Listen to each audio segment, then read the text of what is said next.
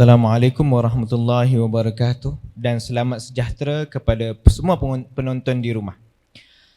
Alhamdulillah, Alhamdulillah kita berada di pengakhiran program. Menemani anda pada petang ini adalah saya, Amin Misran, dan para panelis-panelis kita dalam slot Anonymous Good Doers. Tahniah diucapkan kepada semua pengajar-pengajar program, Philandur, Niat Edutainment, Launch Good, tidak dilupakan kepada penyumbang kita Hasif Industries dan rakan-rakan kolaborasi Seri Al-Huda, Cinta Gaza Malaysia CGM dan Muslim Volunteer Malaysia MVM. Untuk maklumat anda, kami juga akan memaparkan secara live nilai sumbangan semasa di Launch Good dan OnPay. Sumbangan anda akan digunakan bagi membantu program-program bantuan Ramadan yang akan dilaksanakan oleh rakan strategik kami, rakan strategik program Ahlan Ya Ramadan.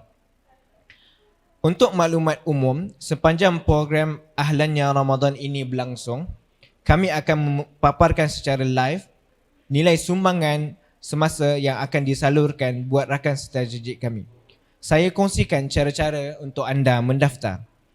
Langkah pertama, type launchgood.com/teamAYR, akan keluar page yang seperti yang tertera di skrin.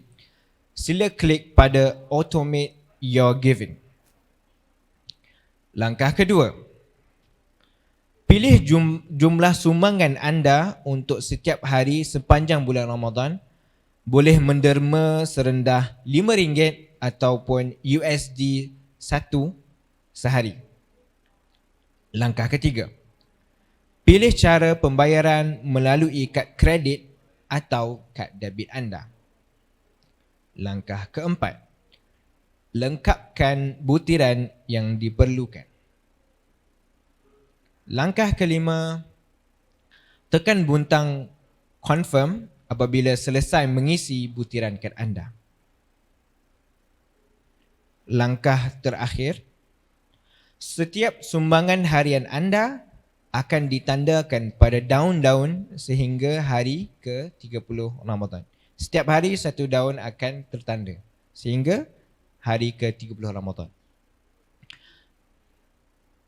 Jadi pada petang ini kita bersama dengan di sebelah kiri saya PU Dr. Taha, merupakan CEO Raudah College. Seterusnya kita ada Puan Syahrain, Ketua APAC Asia Pacific Region Launch Good, dan yang terakhir Encik Zulhairi daripada Amal Team.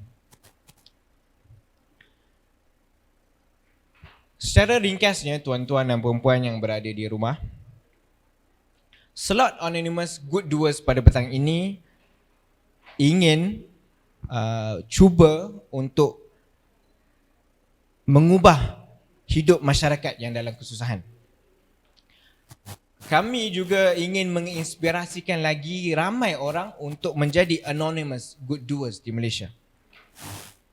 Kerana ramai orang di luar sana yang selalu memberi tetapi kurang dikenali. InsyaAllah kita doakan sama-sama di ambang Ramadan ini kita dapat mendapatkan roh spirit Ramadan itu, kita dapat memaksimalkan lagi roh Ramadan bukan saja pada Ramadan, bermula pada Ramadan dan kita bawa ke 11 bulan yang akan datang.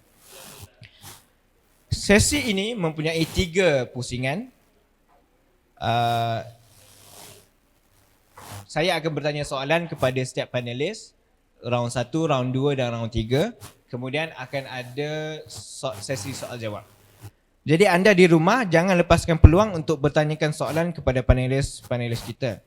Ingat, fas'alu ala dzikr in kuntum la ta'lamun. Bertanyalah kepada mereka yang tahu, mereka yang ahli, jikalau anda tidak tahu. Jadi saya ingin bertanyakan soalan kepada panelis kita yang pertama, iaitu PU Taha. Kalau anda tengok Piyotaha ni, walaupun dia muda lagi tetapi sudah sukses dalam banyak perkara dan saya kagum dengan dia. Pernah sekali saya nampak dia di IKEA tapi segan nak tegur. Jadi hari ni saya dapat berjumpa dengan dia. A dream come true orang kata. Masya-Allah. Jadi Piyu Dr. Taha, pada pendapat doktor, mengapakah perlunya ikon-ikon dalam bidang filantropi? Dipersilakan. A'udzu billahi minasyaitonir rajim. Bismillahirrahmanirrahim. Alhamdulillahirabbil alamin wassalatu wassalamu ala asyrafil anbiya'i wal mursalin wa ala alihi wa sahbihi ajma'in. Rabbi shrah li sadri wa yassir li amri wahlul 'uqdatam min lisani yafqahu qawli. Pertama sekali terima kasih kepada saudara pengurusi majlis.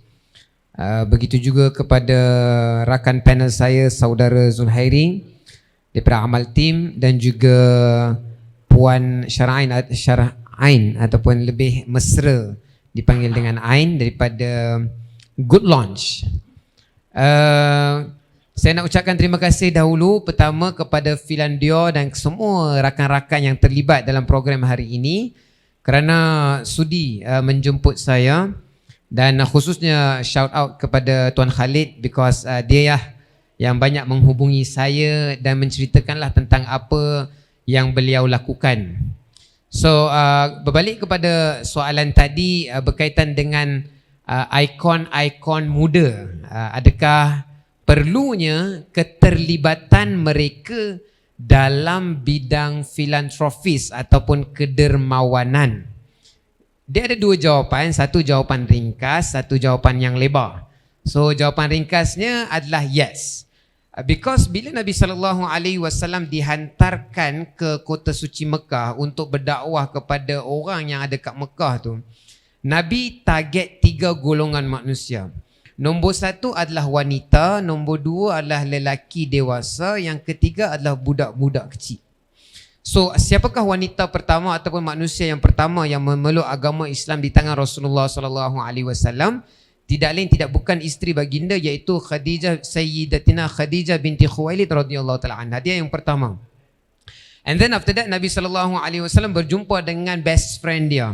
Best friend baginda SAW adalah Sayyidina Abu Bakar As-Siddiq radhiyallahu taala anhu, yang later on menjadi apa dia orang kata bapa mertua kepada baginda Muhammad sallallahu alaihi wasallam, because Nabi sallallahu alaihi wasallam berkahwin dengan Siti Aisyah. Aisyah radhiyallahu anha merupakan anak perempuan kepada Sayyidina Abu Bakar As-Siddiq radhiyallahu anhu. So and then tak cukup di situ, Nabi sallallahu alaihi wasallam mengajak orang muda seperti Ali ibni Abi Talib. Ali ibni Abi Talib ni pula cousin dia. Sebab Ali bin Abi Talib ni dia adalah anak kepada Abu Talib. Abu Talib ni adalah abang kepada Abdullah. Abdullah which is ayah kepada Muhammadul Mustafa Ahmadul Mustafa sallallahu alaihi wasallam. So technically setiap jenis ataupun setiap individu daripada types of people, iaitu dewasa lelaki, dewasa wanita mahupun anak-anak muda, each one of them ada peranan. Sama ada dari segi menyampaikan dakwah, sama ada segi menyampaikan ilmu mahupun bersedekah. Jadi kita lihat itu perspektif. I just want to give you the perspective of zaman dahulu. Nabi boleh je pilih orang lain. Nabi pilih, okey lah, I nak dakwah Abdul Rahman bin Auf lah, I nak dakwah Osman bin Affan dululah, I nak dakwah orang lain, but no. Dia pilih wanita, kemudian lelaki dewasa, kemudian anak muda, Ali bin Abi Talib. Masa tu umur ada 10 tahun. Tapi 10 tahun zaman tu memang dah ada fikir alami. Fikir alami, risau alami, orang kata influencer. Ali bin Abi Talib. Kenapa saya berani kata Ali bin Abi Talib pada umur 10 tahun adalah influencer? Tengoklah bapak dia sama. Bapak dia adalah Abu Talib. Abu Talib ni dia macam Yakuza. Mekah punya Yakuza. Kalau pergi Jepun ada Yakuza, pergi Itali ada mafia, pergi Malaysia ada gangster kampung dusun kan, ataupun tiga line kan. So Quraisy ni dekat Mekah dia sana punya politicians. So Ali bin Abu Talib anak seorang politician, anak seorang economist yang ada influence. Instead of kita bagi dakwah ke orang lain, kita dakwah satu orang yang ada influence ke atas orang ramai. So ikon-ikon muda, when you say that, benda pertama yang saya nampak adalah Insta famous ataupun TikTokers ataupun Instagrammers ataupun yang ada akaun Twitter, Instagram, Facebook kan, sebut pun macam orang Mat Saleh. Sebab kaedah dakwah, uslub dakwah itu satu, tapi platform dakwah ada banyak. Uslub is the framework. You cannot change the framework. You kena cakap berlandaskan kepada Quran dan sunnah dan sirah. You cannot keluar daripada situ. Dan you ajak orang daripada dalalah kepada al-hidayah. Dan you sebagai orang tengah. Tapi platform ada banyak. And then dulu Nabi SAW buktinya macam Tuan Zurairi dan Puan Ain. Nabi pun guna Twitter juga. Tapi Twitter Nabi SAW tidaklah berbentuk nak tweet dengan burung yang warna biru tu. Dia hantar surat kepada Hercules. Hirqal Ar-Rum. Hirqal Ar-Rum adalah Hercules, the Roman Hercules. Dia hantar surat. Dia hantar surat kepada Kisra of the Prince of Persia. Apa tu Kisra? Dia hantar surat kepada Najashi of Ethiopia. Dia hantar surat kepada Raja Syam. Dia hantar surat kepada pembesar-pembesar Yaman. Kalau kata nak dakwah ni mesti bersemuka, tak dakwah bersemuka bukan uslub Nabi sallallahu alaihi wasallam. Then why on earth Nabi sallallahu alaihi wasallam hantar surat? Because benda tu sampai. Dan benda tu ditulis daripada hati. And it is what comes from the heart that counts. So if you were to make a video posting or posting on Facebook, or you make a video on TikTok or Instagram Reel, Facebook Live dan sebagainya, kalau benda tu betul-betul dakwah kepada kebaikan, datang ikhlas dengan hati, especially anak-anak muda ni, they have many methods in delivering dakwah in very subtle way. Dia buat video macam Vines. Vines ni video bawah seminit. Lepas tu dia buat macam short film. Benda tu dapat jutaan viewers. Yang mana orang-orang macam kita ni tak terdedah pun. Kadang-kadang orang-orang muda ni, orang-orang yang bukan muda, orang-orang yang dah 4 series ataupun 5 series, dia nak buka phone pun dia hanya buka sekadar untuk WhatsApp. Dia tak reti ataupun tidak belajar bagaimana nak memanfaatkan social media. Katalah kita ambil satu penyanyi, contohnya macam Aiman Tino ke, atau kita ambil Nabila Razali ke. All these icons, they are known as singers or entertainers. Tapi at the same time, kalau dia selit sikit dakwah dia, tak ke semua orang. Ambil Niloufar lah paling mudah. Niloufar satu ikon yang mana dulu dia seorang pernah cuba jadi pelakon, tak jadi. Lepas tu jadi host, meletup ke babung, wow. Lepas tu dia jadi usahawan. So bila jadi usahawan, and then dia pakai tudung. Rasa-rasalah pengurusi majlis kan. Yang duk follow dia, yang tak pakai tudung, bila tengok Lofa pakai tudung, tak rasa ke benda tu, I nak pakai tudung lah.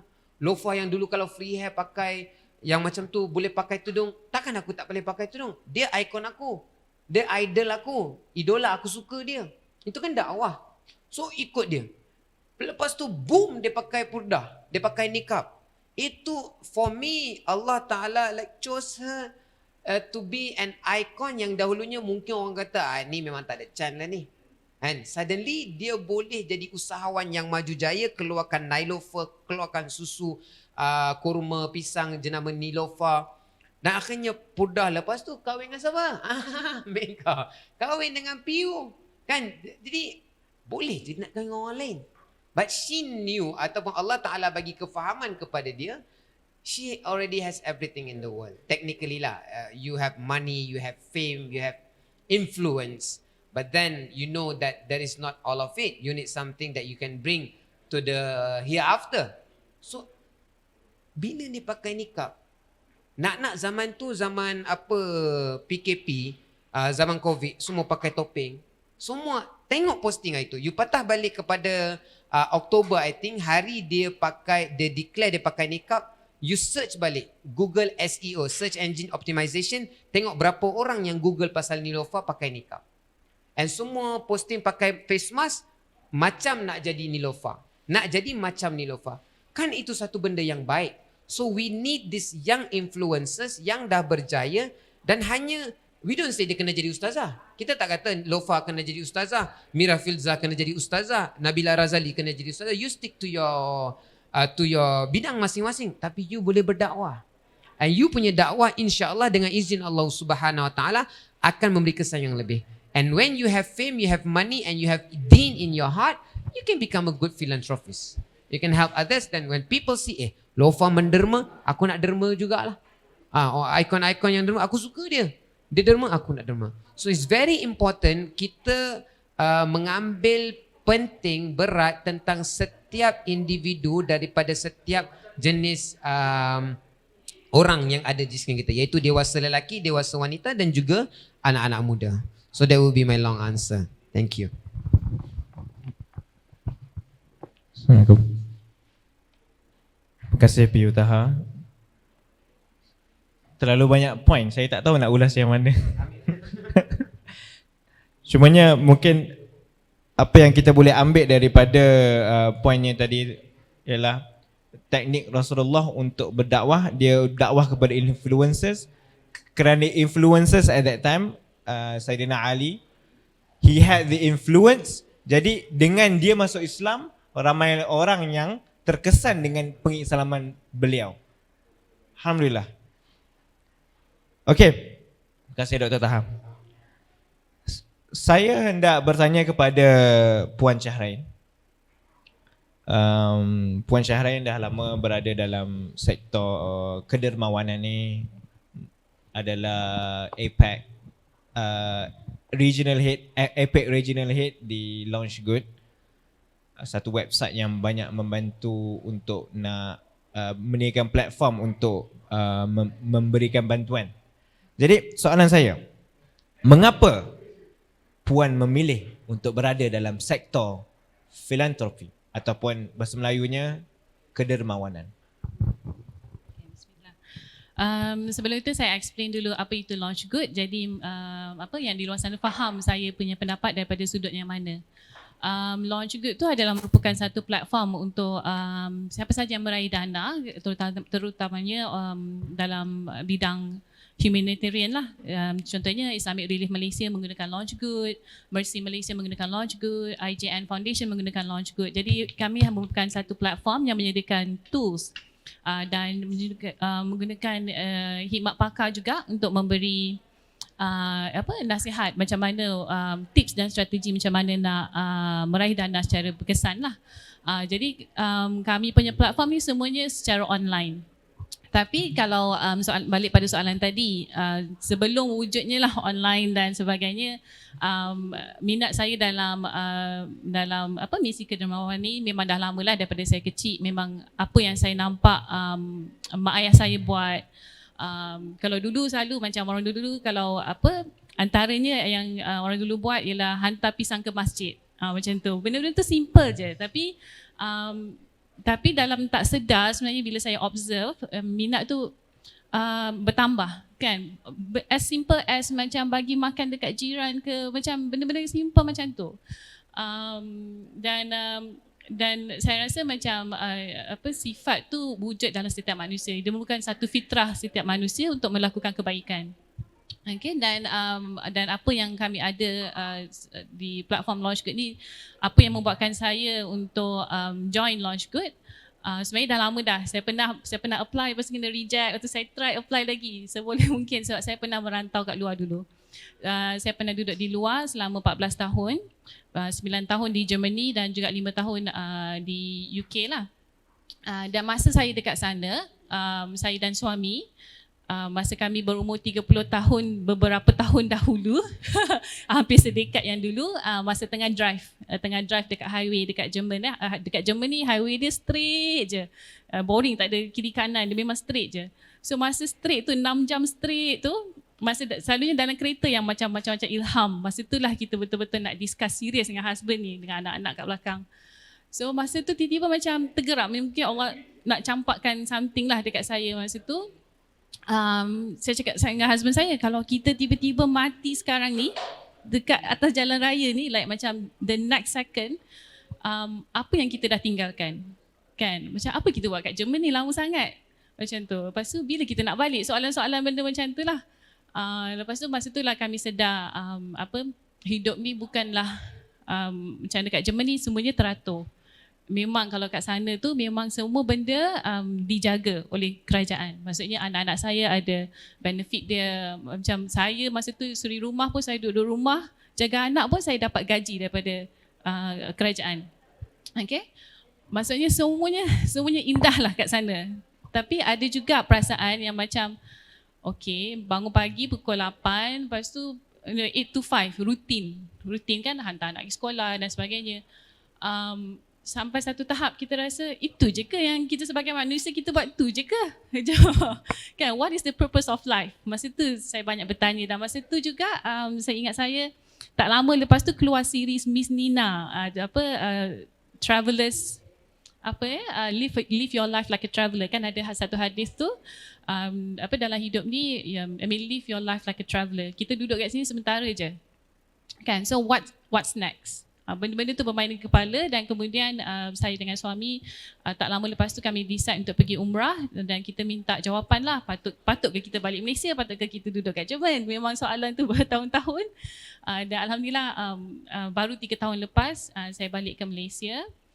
Dan saya kebetulan memang saya dah lama nak join Launch Good sebab dia merupakan satu platform yang kita boleh membantu bukan saja beberapa golongan tapi seluruh dunia. So Alhamdulillah kita dah ada 146 negara yang menggunakan Launch Good dan sejak ditubuhkan kita dah meraih sebanyak 180 juta US dollars. Jadi impact dia besar. Jadi memang saya aim nak join Launch Good. So kebetulan masa saya balik Malaysia tu Launch Good punya team dari seluruh dunia, dia ada company trip di Langkawi. Kemudian dia kata okay, di KL dia ada fan meet up. Kan dia KL fan meet up. Saya pergi. Masa tu anak saya punya akikah. Saya kata dengan suami saya, alamak boleh tak I nak pergi. Macam suami saya dia bagi support lah. Kita pergi. Dia kata dia handle, dia settlekan semua akikah. So dengan baju kurung saya pergi jumpa team Launch Good dan Alhamdulillah ditawarkan untuk bekerja. Masa kami decide untuk balik Malaysia tu memang kami tak ada plan. Masa tu memang dalam hati kita nak balik, nak tolong Malaysia. Sebab sebelum kami betul-betul pack barang balik Malaysia tu, tahun sebelum tu kami ambil masa 3 bulan duduk di Malaysia nak rasa. Sebab dah lama duduk luar kan, anak-anak saya 3 orang semua lahir kat sana. Jadi kita macam tanya ke macam boleh ke kita kat Malaysia ni macam tu. Jadi kami ambil masa 3 bulan, kami merantau pergi Terengganu, pergi Sabah dan kami witness sendiri. Memang kami masa tu kami rasa macam orang Malaysia memang perlukan kita. Okay, memang kami tak ada plan, kami pack je barang, dah lama dah duduk sana, pack, terus decide nak balik, husband saya tinggalkan kerja, kami tinggalkan semuanya, balik Malaysia, lepas tu terduduk, nak buat apa kat sini lah? So, nak kerja apa lah? Macam, masa tu lah macam rezeki dapat jumpa Launch Good. Kebetulan saya sampai Malaysia jumpa Launch Good dan Alhamdulillah melalui Launch Good saya dapat membantulah apa idaman saya untuk membantu Malaysia dan ummah seluruh dunia menjadi kenyataan. Tapi suami saya ambil masa juga, masa tu dia nak settle down berbulan-bulan baru dia decide apa dia nak buat kat Malaysia. Tapi Alhamdulillah setelah macam hampir setahun dia decide untuk buka company dia sendiri dan Alhamdulillah kami bahagialah kat Malaysia ni dengan anak-anak. Jadi macam saya rasa sifat untuk membantu tu ada pada semua orang. Yang kalau Malaysia di luar sana, orang yang duduk di luar sana memang dia orang ada that feeling macam dia akan balik satu hari. Ya, walaupun dah duduk sampai dah tua bercucu pun sebenarnya dalam hati dia memang dia akan balik. Dia nak balik. Sebab dia nak bagi something balik pada negara dia. Okay.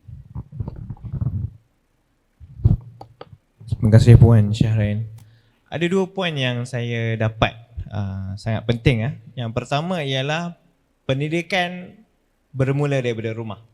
Yang mana ibu dan ayah Puan Syahrain menunjukkan the little things yang memberikan impak kepada hidup dia, yang mana kita boleh bermula, kita sebagai anak-anak, kita sebagai ibu bapa muda, walaupun ada anak-anak kecil, kita boleh bermula pada hari ini. Tunjukkan kebaikan seperti memberikan, kita bagi kepada anak kita. Boleh ke kita bagi duit, contohnya kat tabung, masukkan duit dalam tabung. Kita jangan kita buat, kita suruh anak kita buat. Jadi benda-benda itu mungkin akan menginspirasikan anak itu untuk menjadi orang yang hidup untuk memberi. Dan poin yang kedua ialah saya teringat satu proverb, Arabic proverb yang mengatakan hubbul watan minal iman. Yang mana mencintai negara sebahagian dari iman. Ada yang kata itu hadis, tapi saya rasa dia lebih kepada proverb. Macam Puan Syahrian sebut tadi kan, duduk di luar negara bertahun-tahun tapi nak balik, nak makan belacan juga kan. Nak makan ikan patin, nak kena makan durian. Kita akan balik semula ke negara kita.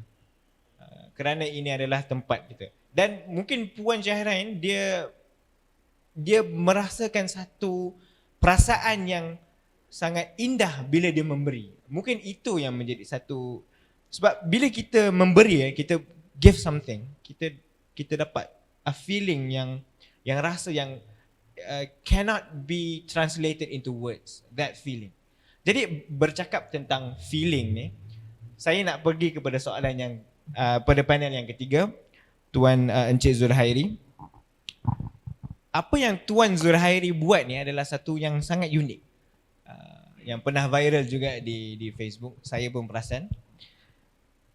Dalam banyak-banyak usaha yang dilakukan, ini adalah satu yang sangat rare yang dibuat oleh Tuan Zulhairi. Bagaimana Tuan tercetusnya idea untuk membantu golongan susah, terutama dalam menguruskan pengebumian jenazah keluarga? Dia offer ambulans jenazah, van jenazah mayat. Satu benda yang saya tak pernah terfikir. Jadi mungkin Tuan Zulhairi adalah selayaknya menceritakan soalan ni. Saya serahkan. Bismillah. Terima kasih atas jemputan untuk hari ini, rakan-rakan panel, kerana sudi sama-sama kita berkongsi apa yang kita ada kepada masyarakat di luar sana, insya-Allah. Perasaan yang apa yang kita ada selama ini untuk kita rasa memupuk untuk nak membantu tu lebih kurang macam Puan tadi bagi tahu, perasaan tu sentiasa ada. Kadang-kadang kita nak buat sesuatu benda ni kita macam terhalang. Kan kita nak cuba membantu tapi kita mungkin kekangan kerja. Mungkin kita dulu ada bidang kita masing-masing. Macam saya dulu, saya seorang mekanik kan, dari kecil belajar kan sampai dah habis, semua dah habis sekolah.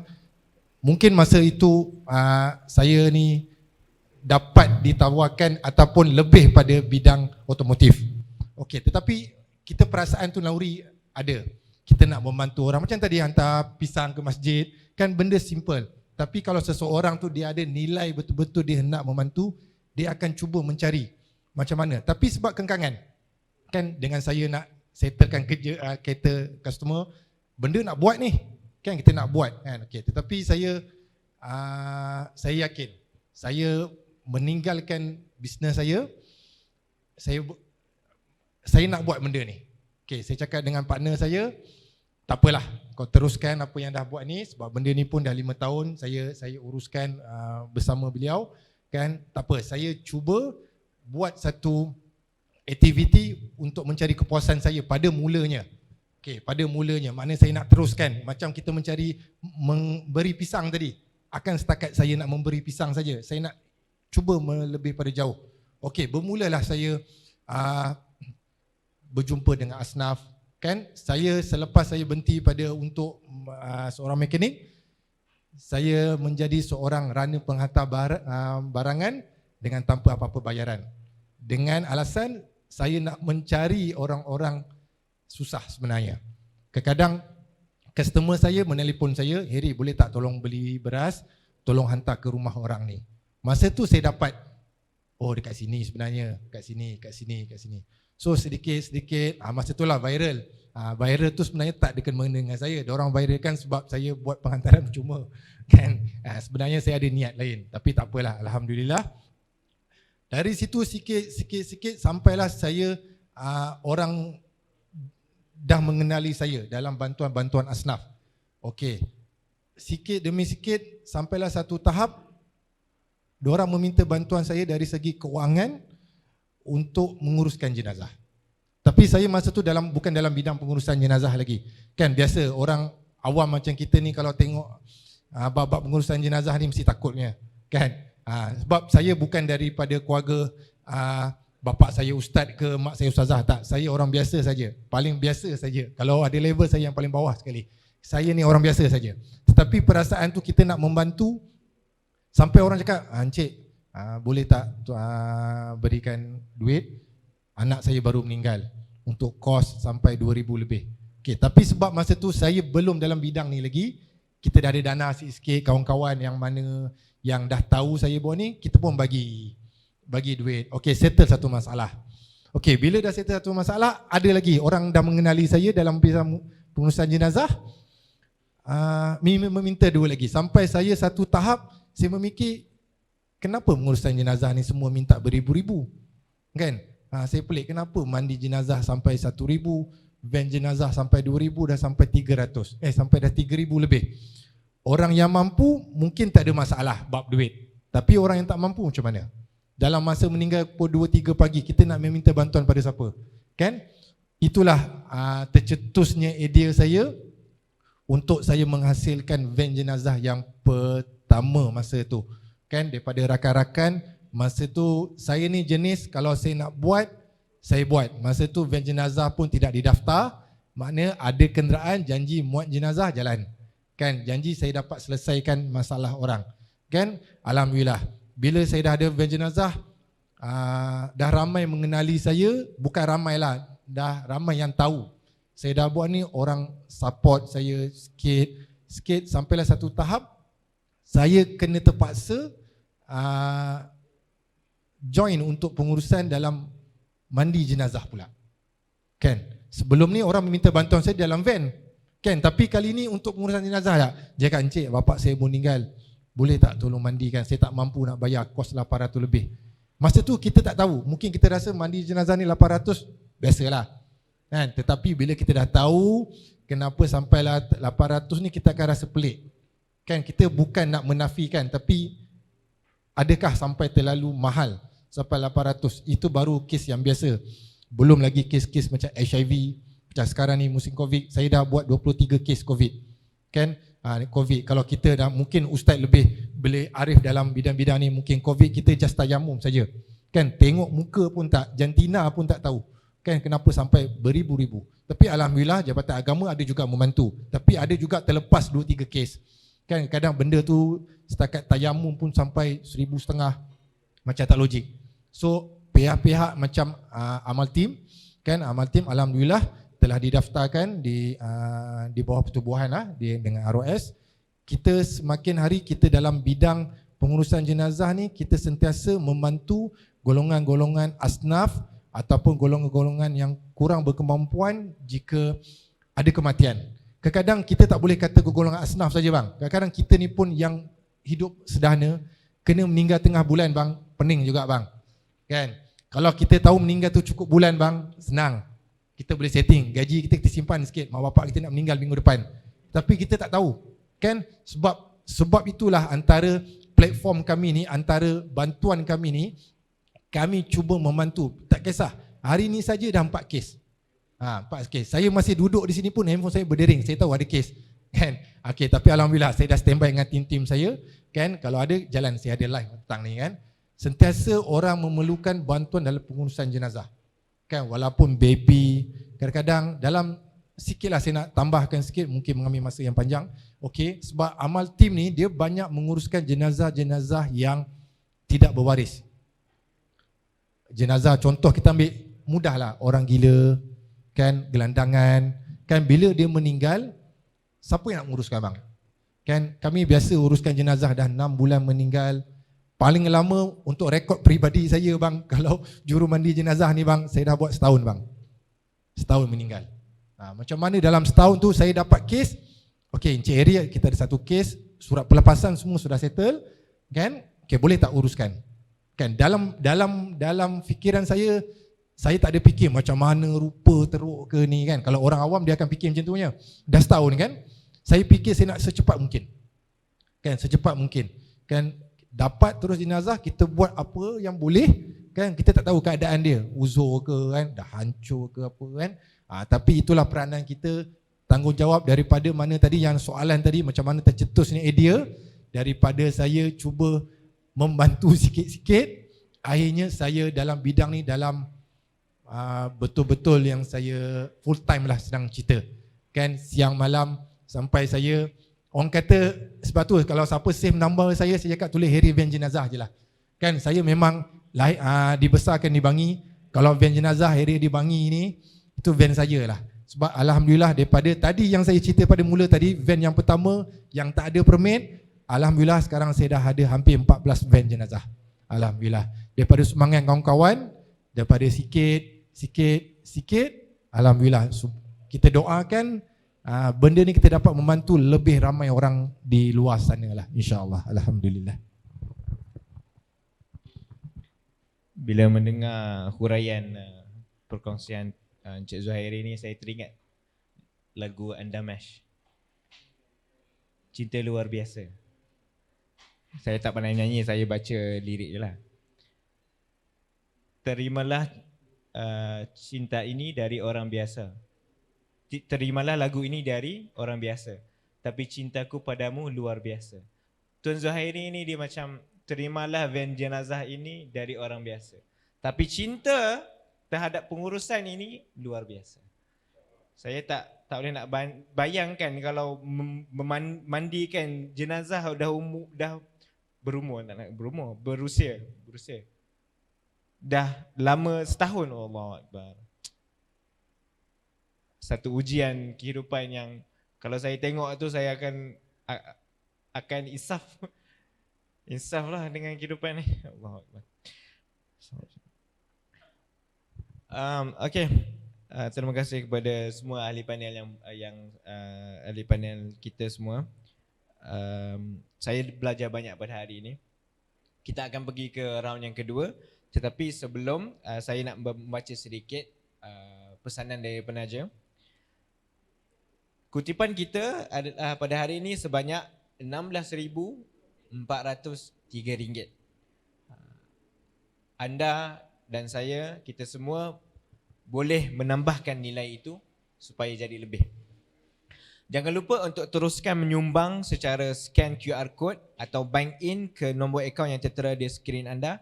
Sumbangan anda akan disalurkan pada Cinta Gaza Malaysia, CGM, Seri Al-Huda, Muslim Volunteer Malaysia, MVM, bagi pendanaan kepada inisiatif-inisiatif dan program mereka. Moga dengan setiap sumbangan ini menjadi pembuka pada pintu-pintu syurga kita. Masya Allah. Jadi round yang kedua, kembali kepada Dr. Taha. Soalannya berbunyi, adakah memberi itu seharusnya berbentuk duit atau apa jua bentuk, seperti tazkirah berirama yang pernah doktor lakukan? Persilakan. Baik, seperti mana kita tahu, Nabi SAW pernah bersabda, khairun nas anfa'uhum linnas. Manusia yang terbaik adalah manusia yang memberi manfaat kepada manusia yang lain. So manfaat ni tidak semestinya dalam berbentuk duit. Cuma dengan adanya duit itu, orang yang menerima itu boleh menggunakannya untuk membeli atau memenuhi pelbagai keperluannya. Kalau kita lihat macam Encik Hairi, dia tak bagi duit, tapi dia memberikan perkhidmatan yang bernilai beberapa ribu ringgit. Dan kemudian kalau kita tengok Puan Ain pula, dia menjadi duta ataupun orang tengah untuk launch good, yang akhirnya memastikan sumbangan yang diberikan oleh orang di sekeliling itu disampaikan ke 100 berapa negara? 46. 146 negara. Dan dia macam, it's not all about money. Macam ada lagu Jesse Jones, penyanyi itu kan, it's not about the money. Kalau pernah dengar lah lagu ni 10 tahun dululah. Kan? Kita ni nak fikir hidup kat dunia ni dalam masa yang singkat, 60 tahun, 70 tahun, macam mana kita nak memberi manfaat kepada orang lain? Sebab Allah Ta'ala sebut dalam surah Al-Baqarah, surah nombor 2 ayat 261, bahawa masalul ladzina yunfiquna amwalahum fi sabilillahi kamathali habbah. Jadi kalau kita ambil bahagian ayat yang pertama tu, masalul ladzina yunfiqun amwalahum. Konsep harta dalam Islam bukan untuk disimpan. Bukan kita collect duit, lepas tu kita tengok kat current account kita, oh banyaknya duit aku. Sebab kalau kita ni konsep collect duit dan simpan, lepas tu at the end of the month kita nak tengok kita punya collection je banyak, kita punya distribution je tak ada, maka kita jatuh dalam laknat yang mana Allah Ta'ala sebut dalam surah Al-Humazah, wailul likulli humazatil lumazah alladhi jama'a malan wa addadah. Wailun, celaka, likulli humazah al-lumazah, celaka bagi setiap humazah lumazah. Apa humazah dan lumazah ni? Alladhi jama'a malan, kerja dia collect duit je, kumpul duit. Bukan yang masuk macam launch good kumpul duit tu. Makna dia ni buat bisnes, lepas tu cari duit gaji besar, lepas tu buat bisnes, lepas tu collect duit sana, kumpul harta, kumpul duit. At the end of the day, pasal bang nak duit banyak? Wa'addada saja, I nak kira saja, I nak jadi top 10 dalam Forbes list, I nak jadi masuk dalam majalah 10 orang terkaya di dunia, I nak jadi macam Jeff Bezos, I nak jadi macam Elon Musk, I nak jadi macam Alibaba punya owner, Jack Ma dan sebagainya. So benda tu tidak. Sebab dalam Islam harta bukan untuk disimpan. Sebab Allah Ta'ala kata alladzina yunfiqun, kena belanja. Belanja kat mana? Fi sabilillah. Macam Abang Hairil dan Puan Aim buat fi sabilillah. Fi sabilillah ada dua makna. Fi sabilillah yang pertama maksudnya di jalan Allah. Tapi fi sabilillah yang lebih spesifik adalah setiap perkara yang kita belanjakan yang boleh memberi kemuliaan kepada agama Allah Subhanahu Wa Ta'ala. Contohnya kalau satu mayat yang katanya Encik Hairil ditinggalkan, dibiarkan selama 6 bulan, selama setahun. Tu best juga cerita tu bang, nanti kena cerita tu. Macam mana dia boleh preserve setahun tu. Dalam peti ais ke ayat tu? Dia simpan dalam peti ais lah kot, tak ada orang ambil. Jadi malulah. Ni mayat orang Islam. Confirm lah orang Islam, sebab tu dia call Abang Harry. Tapi tak ada orang nak tuntut. Kan? Lepas tu tolong orang gelandangan macam Ustaz Abid Ustaz Abid Liu. Tolong orang gelandangan. Dia dapat duit. Walaupun duit tu bukan duit dia, orang bagi kepada dia, dia membantu orang lain. Supaya kita boleh naikkan taraf orang Islam di pandangan manusia yang lain. Fisabilillah, makna setiap benda yang kita belanjakan itu memberi kemuliaan kepada agama Islam. Agama Islam itu siapa? Penganut-penganut agama Islam. Ataupun katalah dalam kampung kita ada seorang budak ni. Katalah dalam taman sebelah ni. Tak ada seorang pun yang menghafaz Al-Quran. Untuk setiap taman mempunyai satu hafiz Al-Quran, itu adalah dia fardu ain. Tapi kalau dalam satu taman satu orang hafiz pun tak ada, satu orang pun tak erti baca Quran, ataupun baca Quran dia tungging terbalik, seluruh penduduk taman tu berdosa. Pasal nanti siapa nak jadi imam? Siapa nak lead tarawih untuk mereka bulan puasa? Siapa yang nak memperbaiki tajwid orang-orang di dalam taman tu?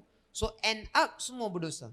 So and then kita kumpul duit, kita sponsor budak ni. Hantar dia pergi ke Mesir, hantar pergi ke madrasah di Kedah ke, di Kelantan ke, dia belajar Al-Quran. Akhirnya dia menjadi seorang hafiz Al-Quran, dia balik dia mengajak ke orang di taman tu. Dia balik dia jadi imam. So that is the definition of bagaimana harta kita itu dibelanjakan di jalan Allah Subhanahu Wa Taala, end up dia menjadi anfa'uhum linnas, menjadi manusia yang terbaik kepada manusia yang lain. Kemudian Allah Ta'ala kata apa? Mathalul ladzina yunfiquna amwalahum fi sabilillah kamathali habbah.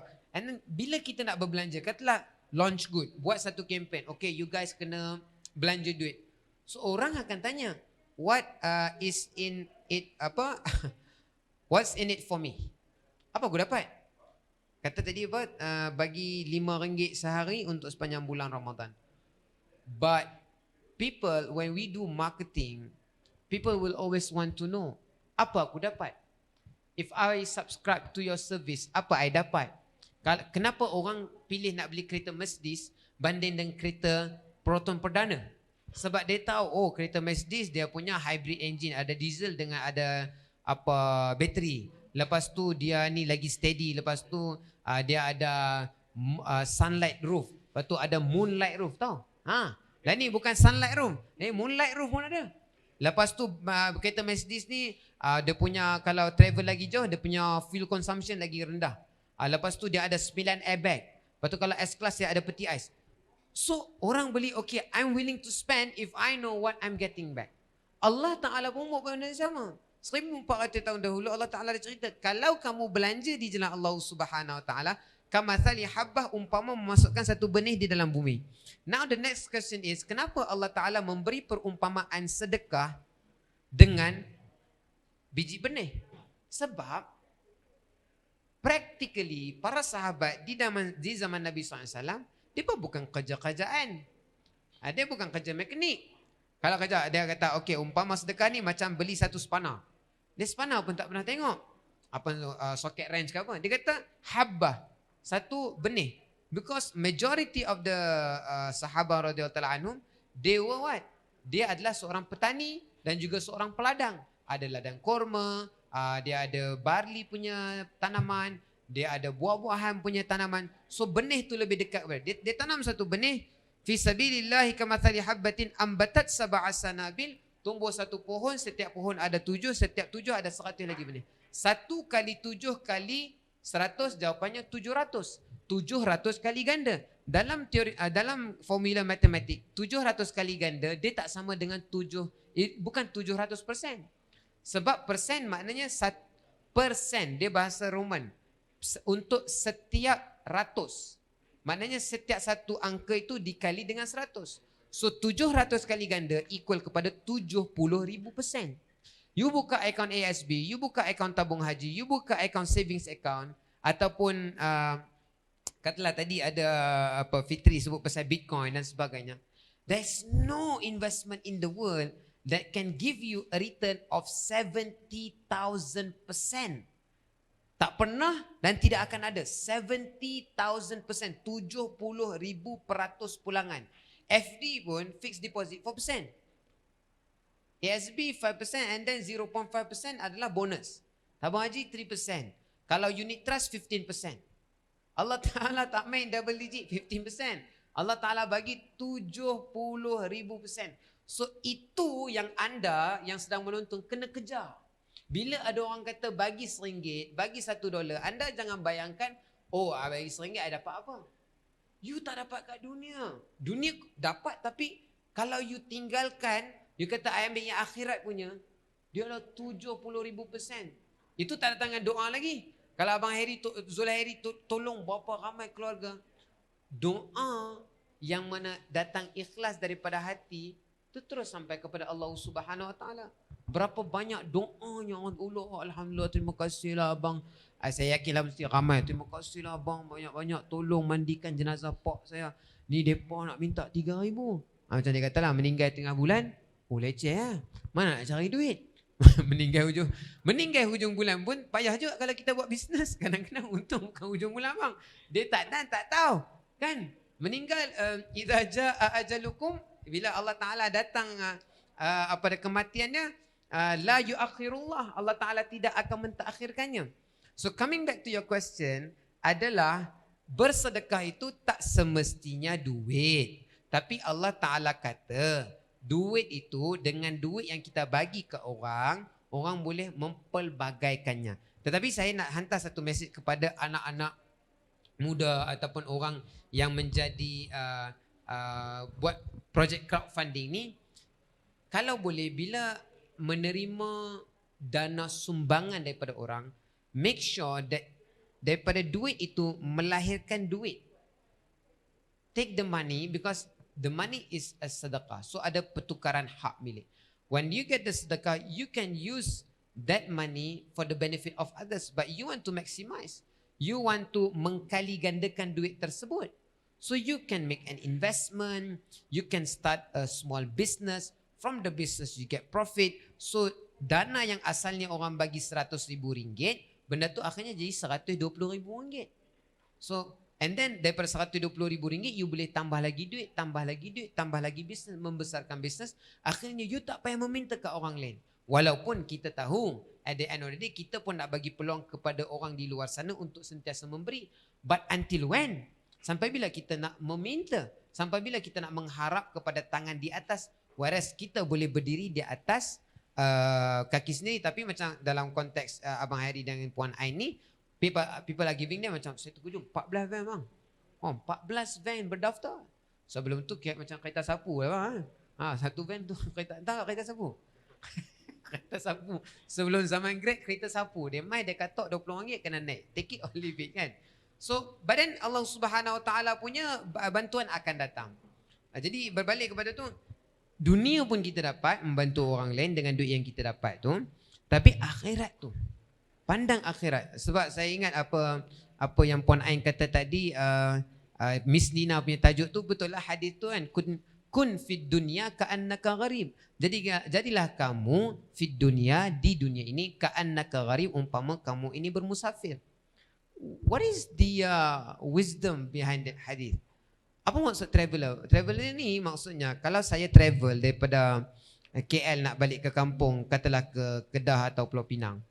So along the way kita akan ada 2 RNR yang popular. Ada RNR Tapah, ada RNR satu lagi dekat Sungai Perak. So itu maksud musafir. When I stop at RNR Tapah atau RNR Sungai Perak, I takkan kata, ayang, ni kita berhenti ke RNR Tapah. Jom kita beli tanah ke RNR Tapah ni. Jom kita buat rumah ke RNR Tapah ni. Agak-agaknya apa orang rumah kata? Hang gila kah? Kita nak berhenti ke RNR ni 15 minit. Nak pergi guna tandas, nak makan, nak semayang, dan kita to our next destination. Sama juga dengan kun fid dunya ka'annaka gharib. Live your life on this world like a traveller. Kita daripada alam roh, daripada alam perut ibu datang ke perut dunia. So ini RNR kita. And destination kita adalah akhirat. So why you want to take something that has no value in this world and then you want to exchange it with something that is forever and ever yang akan dapat di akhirat? So itu Allah Ta'ala kata kamathali habbatin ambatat sab'a sanafil fi kulli sumbulatin mi'atu habba. Itu paling sikit 70,000%. Wallahu yudha'ifu liman yasha.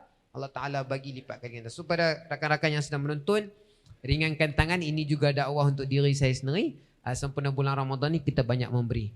Sebab kita nak jadi the best of people, insyaAllah.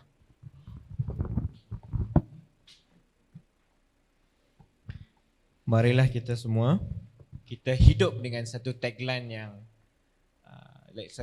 tagline yang berbunyi hidup untuk memberi. Hari-hari kita bangun dari tidur, hari ini kita nak beri apa? Kalaulah kita dapat tengok beranaknya pahala yang daripada memberi itu, daripada kita memberikan, bab kata P.O. Taha tadi, biji benih itu, dia boleh jadi lagi banyak pokok, banyak lagi pokok boleh membuah. Kalau kita boleh nampak tu dalam bentuk numbers, kita tak akan berhenti memberi.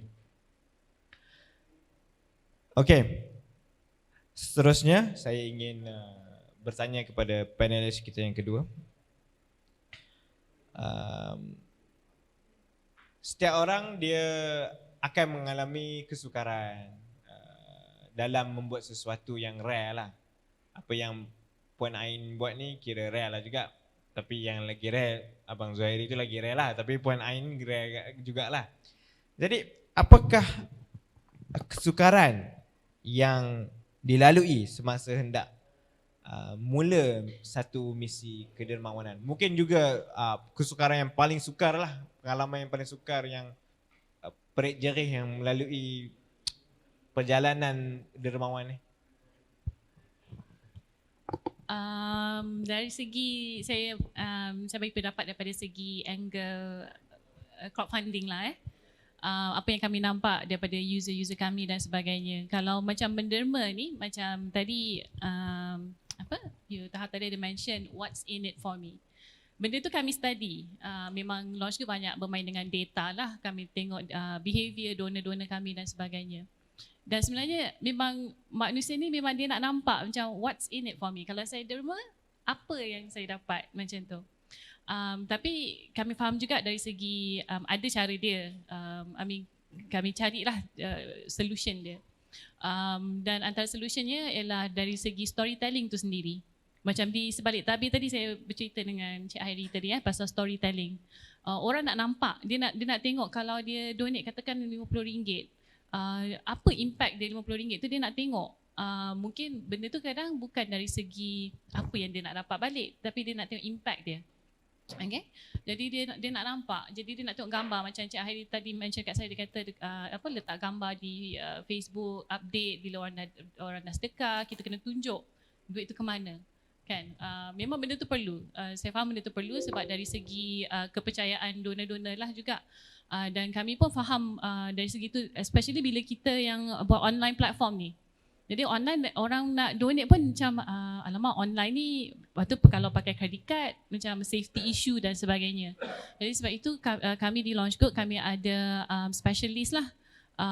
Sebab kadang-kadang orang buat online ni kalau kita nampak di derma macam wow RM50,000 lah katakan, tapi kita kena study juga donor ni, is it money laundering?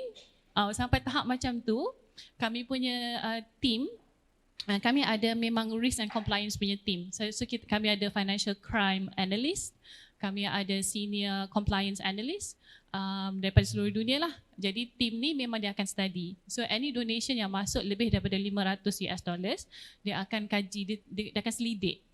Dan kami juga ada filtering system. Maksudnya kita ada pakai payment processor yang boleh filter setiap kad yang masuk tu, donation yang masuk tu, adakah donation ni selamat.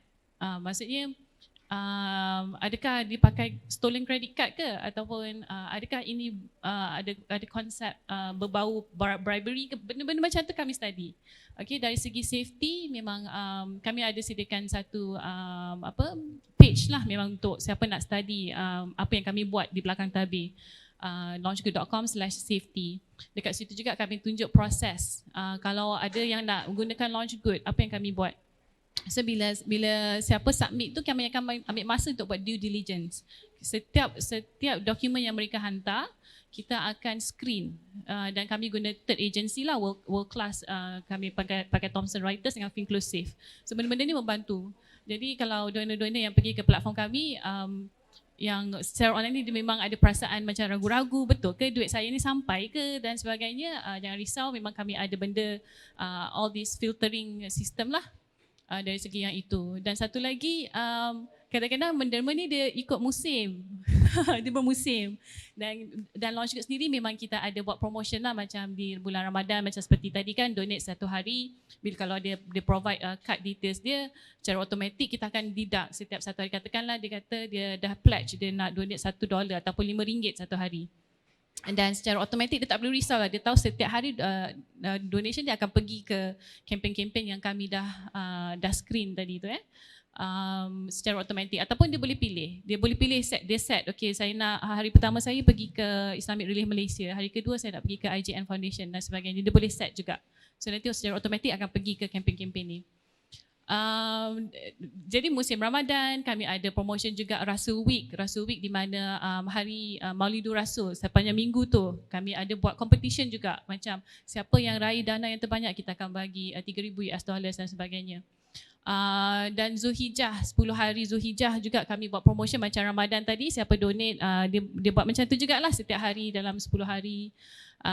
Dan kami ada juga Giving Tuesday sebab kami punya pangkalan, kami punya HQ di Detroit.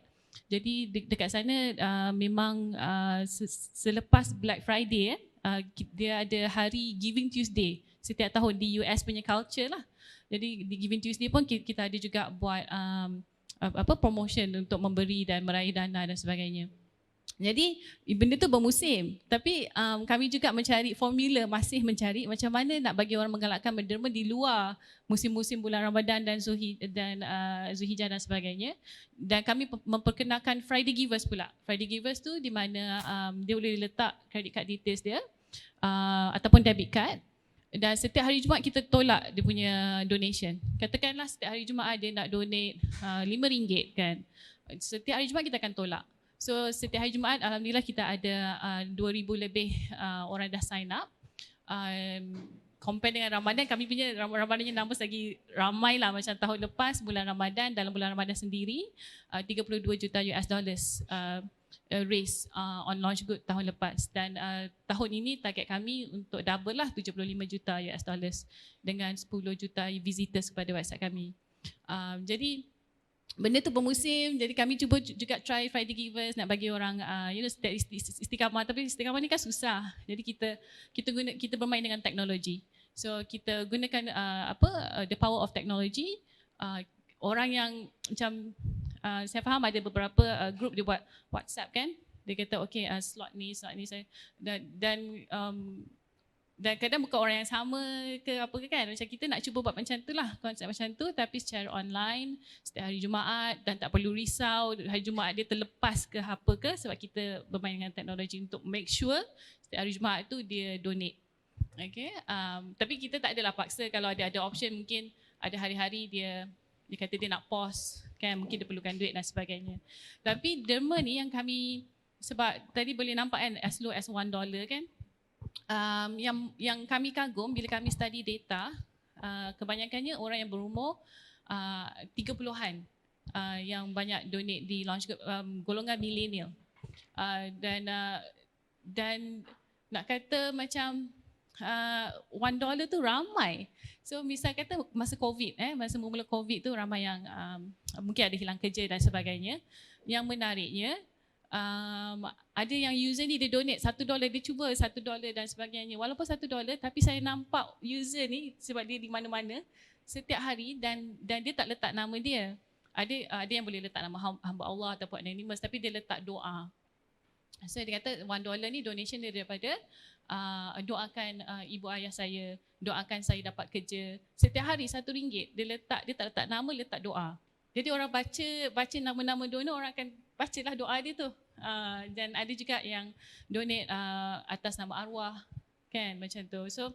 So itulah, and what's in it for me, kami pernah juga cuba last year untuk siapa sign up Ramadan donate setiap hari, kita pakai point system. Dia nak tengok point. Kalau dia ajak kawan-kawan dia untuk join, dia dapat lagi point. So kita buat point system. Tapi insyaAllah lah, mungkin satu hari nanti kita kalau ada kemampuan, mungkin point tu boleh ditukar kepada duit ke, kepada kredit ke kan. Itu dalam idea kami lah. Dan kami juga baru je own zakat.com, dan kami ingin menggalakkan orang untuk membayar zakat lah. So dengan zakat.com, owned by Launch Good sekarang, dekat zakat.com tu pun kami ada beberapa scholar. Dan kami juga ada zakat calculator. Dan zakat calculator ini bukan sahaja untuk calculate harta dan biasa. Ada juga Bitcoin. Macam mana nak bayar zakat dari segi Bitcoin? Kalau pernah pakai Wahid Invest, saya pakai Wahid Invest. Macam mana nak calculate zakat dekat Wahid Invest? Jadi kita ada calculator untuk semua benda tu. Okay, daripada Bitcoin, cryptocurrency. So kami berharaplah dengan platform ni dapat membantu musim menjadi lebih relevan kan, dengan sekarang macam-macam lah, harta tu bukan dalam bentuk, sekarang bentuk digital pun ada kan. Itulah. Okay, terima kasih. Saya terfikir satu idea. Mungkin lah, kita semua ni kan suka online shopping kan. Ketuk-ketuk orang Shopee datang. Mungkin juga bila kita menderma kat Launch Good, dia boleh convert jadi coin kat Shopee tu. So kita boleh redeem coin, kita boleh beli barang lain. Saya fikir dia ambil masa tu nak build. Memang kami ada idea, memang good idea. Dan feedback idea yang kami terima daripada user kami sendiri. So itu kami suka feedback yang negatif ke positif ke, memang sentiasa membantu kami untuk ni lah, macam orang risau pasal safety, tiba-tiba kami dah we should have risk and compliance team. So mana-mana feedback boleh email je kami, support@launchgood.com, dan kami memang welcome any feedback. Jangan risau kalau feedback tu mungkin harsh ke, mungkin terlampau keras ke, memang kami suka. Ya, okay, insyaAllah. Terima kasih Puan Syahrain. Soalan seterusnya untuk Abang Zairi. Tadi panggil Tuan kan, sekarang panggil Abang lah, mesra sikit. Apa perasaan, boleh tak ceritakan what kind of fulfillment yang Abang Zairi rasa bila membantu orang dalam kesusahan? Okay, terima kasih. Okay, kepuasan tu kalau macam kami ataupun saya dan rakan-rakan Sebab seperti yang dimaklumkan tadi, kami ni banyak membantu dari golongan yang kurang berkemampuan. Cara mereka tu meminta bantuan dengan kami dalam pengurusan jenazah ni, kalau dapat saya tunjukkan secara depan-depan, kalau yang tak sanggup memang kadang-kadang ada yang menelpon, tak sempat apa-apa lagi dah menangis. Boleh tolong mak saya meninggal, boleh tolong tak bapak saya meninggal, tolong uruskan. Nampak? Dia tak tahu, dia tak sempat, saya tak tahu siapa yang meninggal, dekat mana pun saya tak tahu, baru meninggal ke saya tak tahu kan. Maknanya diorang dalam keadaan macam tu. Mungkin ada orang yang memberikan nombor saya kan, mungkin ada yang mengenali saya, okay, call Encik Harry, dia mungkin boleh bantu. So bila dia dalam keadaan kelang kabut macam tu kan, dia call dia terus cakap apa yang dia nak tu kan. Mana dalam situasi ni, dalam mana waktu kematian lah. Okay, so saya jaranglah menolak setiap kes jenazah ataupun pengurusan jenazah yang orang meminta bantuan pada saya ni. Melainkan saya betul-betul handphone ni hilang kan, memang saya tak boleh buat apa lah kan. Setakat ni alhamdulillah telefon ni masih berbunyi lagi 24 jam, saya standby, saya masih dapat membantu lagi lah. Kepuasan yang ditanya tadi tu, bila kita dapat membantu daripada mula, daripada kita dapat mandi kafan dan kita mengajar lagi, kita mengajar waris mana yang boleh mandikan, yang mana lebih afdal mandikan. Saya ni hanya duduk tepi saja kan, kita bagi waris-waris yang menguruskan kan. Bapa meninggal, biar isteri sama-sama membantu, anak lelaki sama-sama membantu kan. Dah tu kita sama-sama pula mengafankan ayah dia sekemas yang mungkin kan. Itulah pakaian terakhir. Walaupun daripada mula tadi mereka ni tak tahu apa-apa kan, diorang sedih. Tapi bila kita dah diajar, kita mengajak diorang, lama-lama diorang macam rasa reda. Dia reda apa yang terjadi. Sebelum tu macam-macam lah kan, sedih kan, kita kehilangan orang yang kita sayang kan. Dan kita mengajar sekali untuk solat kan, solat jenazah kan sama-sama. So bila kita dapat menyelesaikan masalah ni, kepuasan pada kami, dan kami tidak pernah meminta wang. Kadang-kadang ada setengah orang dia memang mungkin telah diajar. Kadang-kadang ada juga asnaf bagi tahu saya ada RM50 je, boleh ke hantar tolong pergi ke Penang contoh. Dia masih nak memberi juga kan, tapi kadang-kadang kita tak sampai hati sebab kita telah dibantu oleh rakan-rakan kan yang mana mengenali, sebab kita semua buat urusan secara percuma kan.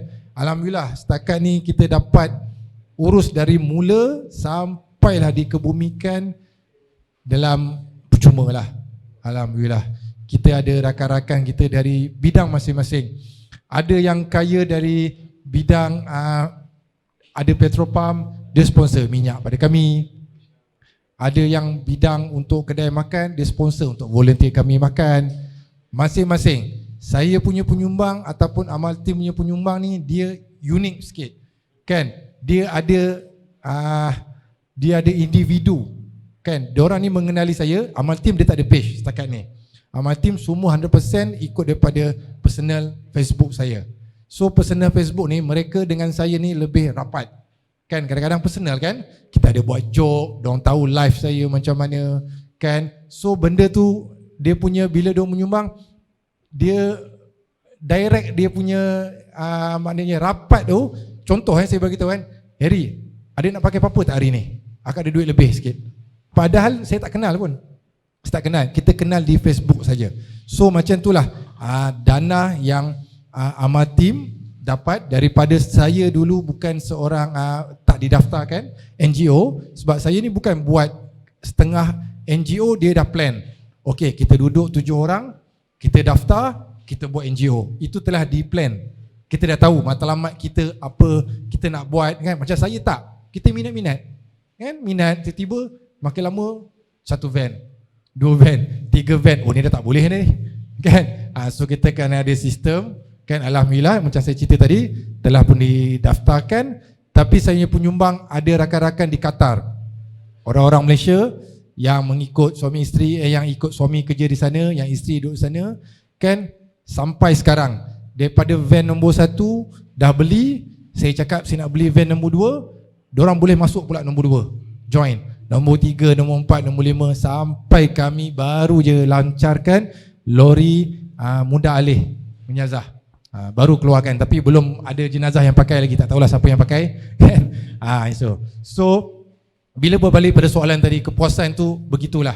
Yang lebih sedikit yang saya boleh ceritakan, kadang-kadang tu kami ni sebagai volunteer, kami nak menggambarkan bila bertanya macam ni kira sukar sikit kami, dia lebih pada hati kan. Tapi bila kita tengok macam kes lemas yang baru-baru ni saya buat, meninggal kan, anak dia dalam keadaan ayah dia tidak cukup duit kan, dah lah sedih, anak meninggal pula tu kan, dia tak tahu. Tapi alhamdulillah nama orang boleh google nama saya di Facebook, kalau tulis setakat ni lah masih ada lagi nama saya di Google, kalau tulis ben jenazah percuma tu masih ada lagi, dan mungkin ada orang share. Kadang-kadang penyumbang-penyumbang kita ni untuk golongan yang sederhana, macam golongan biasa ni, dia mungkin reti pakai Facebook, dia mungkin reti pakai Google ke apa. Tetapi bila penyumbang-penyumbang yang kurang berkemampuan, yang macam maknanya dalam golongan miskin, diorang tak reti, walaupun semua dah pakai handphone zaman sekarang kan, tapi diorang tak tahu nak mencari kan, macam mana nak cari Harry ni kan. So bila ada platform macam ni, kita sebarkan, kita buat poster kan, insya-Allah orang akan tahu sebenarnya ramai NGO di Malaysia ni yang sama buat seperti saya lah kan. So dalam sikit kita dapat membantu, kepuasan tu akhirnya kita dapat memberi kepuasan pada semua orang, bukan untuk diri kita saja kan. Kita dapat memberi kepuasan kepada waris yang kita bantu tu sekurang-kurangnya. Itulah. Terima kasih. Terima kasih Abang Hairi. Moga bertambah lagi van, bertambah lagi staff untuk membawa van jenazah. InsyaAllah kita sudah habis 2 round. Seterusnya saya akan bacakan soalan yang diberikan daripada penonton. Tapi sebelum tu saya nak membacakan sedikit pesanan dari penaja. Alhamdulillah, sumbangan kita telah naik RM20. Tadi RM16,423. Sekarang bertambah RM20. Alhamdulillah. Alhamdulillah. Terbaik. Okey. Cara sumbangan melalui LaunchGood. Untuk maklumat umum, sepanjang program Ahlannya Ramadan ini berlangsung, kami akan paparkan secara live nilai sumbangan semasa yang akan disalurkan buat rakan strategik kami. Saya nak kongsikan cara-cara untuk anda mendaftar. Langkah pertama, type launchgood.com/teamAYR. Akan keluar page seperti yang tertera. Sila klik pada Automate Your Giving. Langkah kedua, pilih jumlah sumbangan anda untuk setiap hari sepanjang bulan Ramadan. Boleh menderma serendah RM5 atau $1 sehari. Langkah ketiga, pilih cara pembayaran melalui kad kredit atau kad debit anda. Langkah keempat, lengkapkan butiran yang diperlukan. Langkah kelima, tekan butang confirm apabila selesai mengisi butiran kad anda. Dan langkah terakhir, setiap sumbangan harian anda akan ditandakan pada daun-daun sehingga hari ke-30 Ramadan. Moga kita dapat lengkapkan 30 daun untuk kita. Okey, saya ingin membacakan soalan. Saya rasa soalan ini untuk Puan Syahrain dan Abang Hairi. Kita ada lagi 13 minit. Jadi kalau boleh jawab dengan ringkasan padat. Dan okey, soalannya, pernah tak berlaku, saya soalan ini untuk Puan Syahrain dulu. Pernah tak berlaku orang yang menyumbang menggunakan kad kredit curi di LaunchGood? Kalau polisi dari segi risk and compliance, saya tidak dibenarkan untuk memberitahu aktiviti-aktiviti apa yang berlaku, yang kami panggil fraudulent activities. So aktiviti fraudulent yang berlaku di platform. Apa yang kami boleh jamin adalah keselamatan yang kami the security measures yang kami ada, dan apabila benda macam ni terjadi, kami punya payment processor tu, dia punya teknologi dia tu, dia akan terus alert donor ni sekian-sekian. Maksudnya donor ni ada melakukan fraudulent activity, dan apa yang terjadi, kita akan tendang balik. So kami panggil chargeback. Kita akan chargeback balik pada kad tu. Jadi memang dia tak akan lepas lah aktiviti tu. Mungkin ada yang tanya, kenapa pakai credit card curi nak buat donation tapi pakai credit card curi? Sebab platform online antaranya adalah terutamanya crowdfunding, ada yang menggunakan platform tu sebagai money laundering. So dia akan menggunakan fake card untuk buat transaction antara negara. So macam kami, sebab user kami daripada 146 negara, jadi kami punya transaction tu memang sana sini. So memang kita perlu ada safety measures tu. Dan setiap negara ada dia punya safety measures dan sebagainya. Jadi untuk saya kata pernah jadi ke tak, itu di luar saya punya ni lah. Itu memang risk and compliance team kami punya bidang. It's classified. Classified. Dan tapi alhamdulillah safety tu memang ada. Safety di launch code tu memang ada. Jangan risau. Memang kalau apa sahaja kempen di launch code tu, memang semua kita dah setiap dokumen, adakah dokumen tu fake ke tak, setiap ID kita go through screening, dan screening yang world class lah, Thomson Reuters, Finclusive. So dan kami sebagai team sendiri, kita buat secara manual juga, walaupun automatik, kadang-kadang mungkin ada terlepas pandang kan, dan kami buat secara manual juga. Setiap perkataan yang ditulis di kempen tersebut, adakah berbau perkauman ke, benda macam tu pun kita ambil tahu. Dan juga bisa kata non-profit ni dia pernah buat statement yang unsur perkauman ke, dan macam tu di social media dia. Benda tu pun kita ambil tahu juga. Dia punya social media presence macam mana. Yang itu memang sampai tahap tu lah. Tapi kalau non-profit yang nak janganlah takut macam launch ni macam polis pula semua benda dia tengok.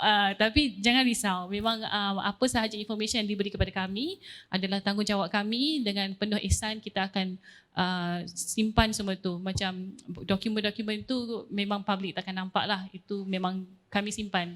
Dan dalam kami punya user agreement pun kita berjanji kita takkan leakkan any data ke dan sebagainya. So data privacy tu memang kami jaga sangat-sangat. Macam mana Abang Hairi pula? Pernah berlaku di Amal Team? Setakat ni Amal Team yang seperti yang saya bagi tahu tadi, baru didaftarkan walaupun dah lama. So lebih kurang 4-5 bulan. Okey. Masih tak ada lagi lah untuk aktiviti-aktiviti yang seperti itu. Okey. Tapi setiap apa yang kita lakukan ni pasti ada cabaran. Kan, mesti ada punya. Okey, dari segi saya seperti yang dimaklumkan, dulu saya bukan seorang kami ni bukanlah NGO. Kan, macam mana kami orang kadang-kadang dia mengenali kami. Dia nak memberi. Kita nak menerima pun boleh juga. Kan, kalau kita dalam amount yang besar pun dah menjadi kesalahan pula. Kan? So benda tu. Tapi itulah cabaran pada orang-orang yang luar sana yang cuba kadang-kadang nak menjatuhkan, melemahkan semangat pada kami kan. Tapi alhamdulillah Allah tu sentiasa membantu. Dia tahu kita buat apa kan. Daripada dulu tak didaftarkan, sekarang dah didaftarkan kan. Alhamdulillah sekarang kita dah ada akaun rasmi kan. So siapa-siapa saja boleh sama-sama untuk membantu, tak kiralah sikit ke banyak lah. Alhamdulillah. Terima kasih Abang Hairi dengan Puan Zuhairi. Puan Zuhairi pula silap. Soalan untuk Piu Taha. Soalan ni saya sangat suka soalan ini sebab dia melibatkan satu kreativiti lah. Jadi soalannya ialah, mungkin doktor boleh kongsikan apa inisiatif baru yang kita boleh terokai dalam bidang kedermawanan. Contohnya macam benda rare macam Abang Zuhairi buat, tapi mungkin mental health ke, beraya sungai ke, something yang new yang mungkin kita boleh light up dalam audience kita. Mungkin mereka nak buat.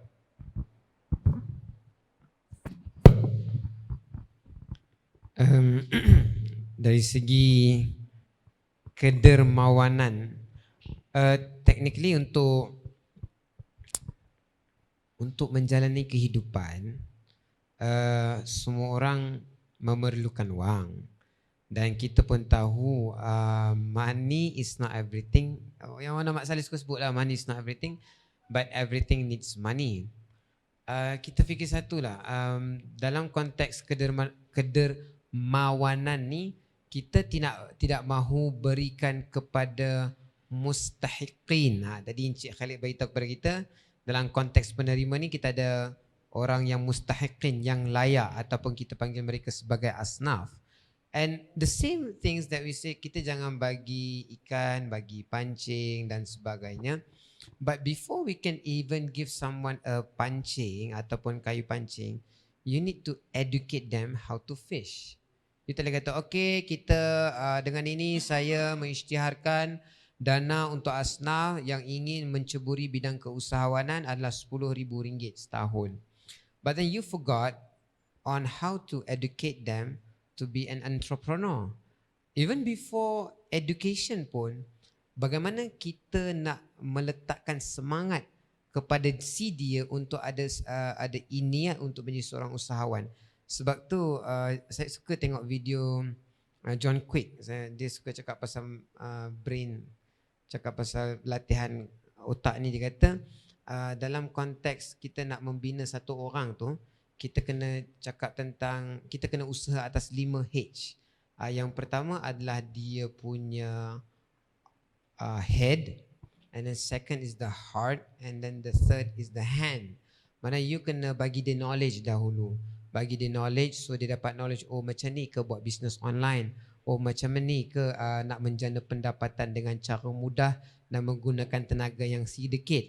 Tapi but if you don't give them motivation, which is the second thing, the heart, or why should I become an entrepreneur? I dah tahu dah, okay, macam mana nak buat Google Ads, macam mana nak buat Facebook Ads, semua. Tapi kalau dia tak ada jiwa nak menjadi usahawan, tak menjadi juga.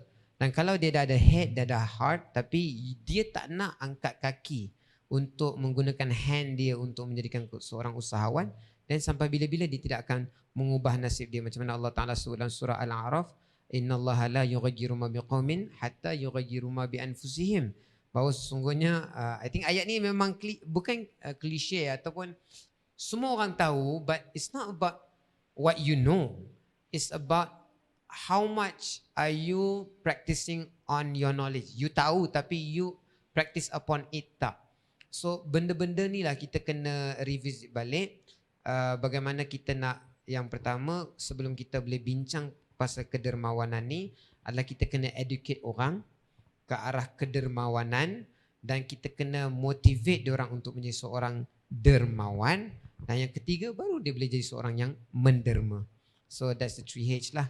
Other than that, to go on practical macam van jenazah dan juga launch good ni, saya sebagai seorang yang ada college sendiri, saya nampak kita boleh menyumbang dari segi knowledge lah, bagi knowledge, bagi training, upskill, reskill. Sebab musim-musim COVID ni banyak pelajar dia ada degree, dia ada diploma, tapi bila dia apply kerja dia tak dapat.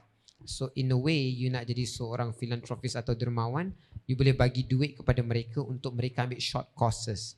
So the short courses, from there dia ada reskilling ataupun upskilling. Macam program HRDF Penjana tu, upskilling atau reskilling. So from that you do, sebab tu ada pepatah dalam bahasa Inggeris, Abang Harry kalau ingat apa, jack of all trades but master of none. You it's good, you can be a generalist, you tahu semua. You nak cakap trade pasal Bitcoin, I boleh cakap. You nak cakap buat saham, kita boleh buat. You nak buat online business pun, I boleh cakap. You nak cakap pasal agama Islam pun boleh cakap. Nak suruh mandi jenazah, InsyaAllah I boleh tolong juga.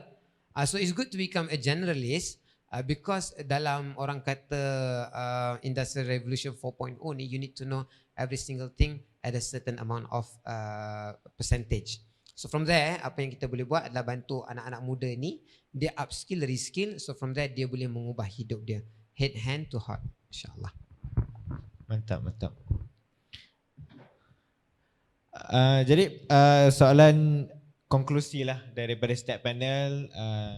Kita ada lagi 2 minit. Mungkin dalam satu ayat saja saya hendak memberikan kepada setiap panel pesanan untuk penonton di rumah sana tentang anonymous good doers. Kita nak menginspirasikan mereka untuk menjadi orang yang memberi. Jadi mula dengan Puan Syahrin. Satu ayat susah tu. So balik kepada visi kami, Build an Inspired Future. Di mana platform kami ni kami nak menaikkan balik, revive balik the golden age of Islam.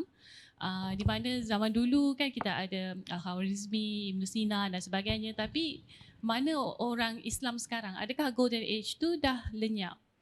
Padahal orang Islam makin ramai, almost 2 billion. Jadi kami harap platform kami memberi inspirasi untuk the good doers kat sana, untuk ambil inspirasi kisah-kisah di Launch Good itu, sebab kami panggil platform like it's like a storybook macam tu.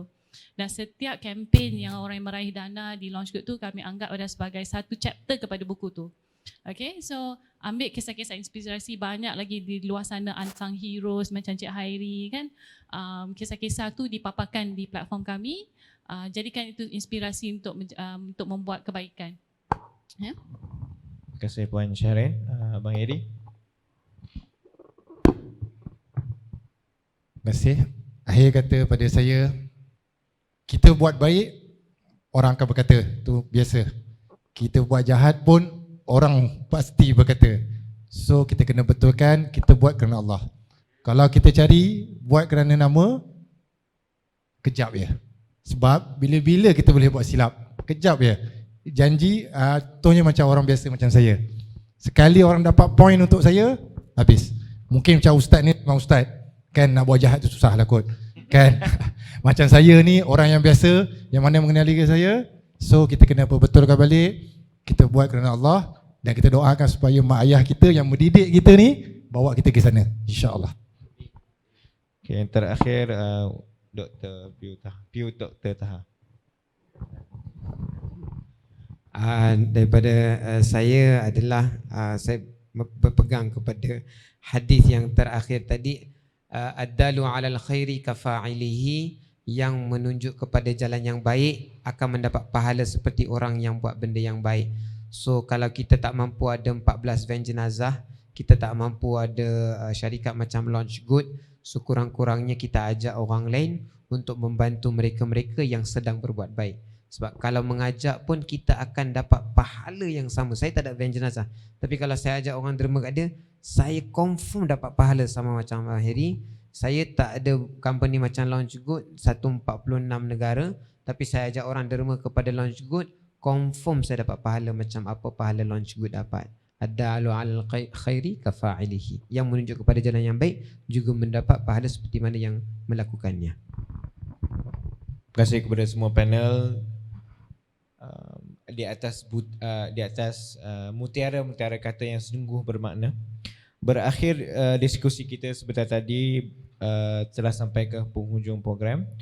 Terima kasih kepada semua yang menonton di rumah, dan Philander sebagai penganjur kita dan rakan kolaborasi Niat Edutainment dan Launch Good.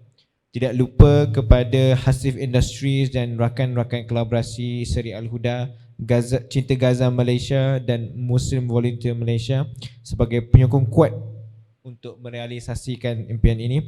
Semoga dengan usaha dan penyertaan kita hari ini menjadi punca terukirnya senyuman-senyuman kegembiraan dan menjadi salah satu cabang mengejar keredaan Allah.